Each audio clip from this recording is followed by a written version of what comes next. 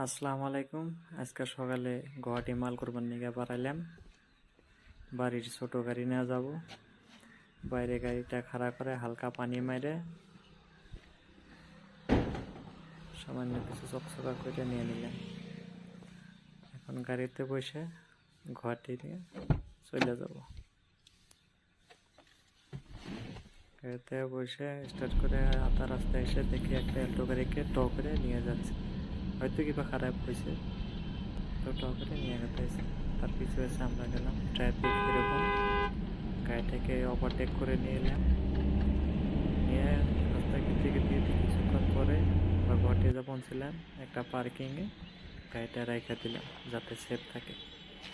তারপরে একটা দোকানে ঢুকলাম, ঢুকে অল্পটুক ভিডিও বানায় বস্তু বানিয়ে কী কী মাল আছে আপনাদেরকে দেখালাম। অল্পটুক করে মাল বানায়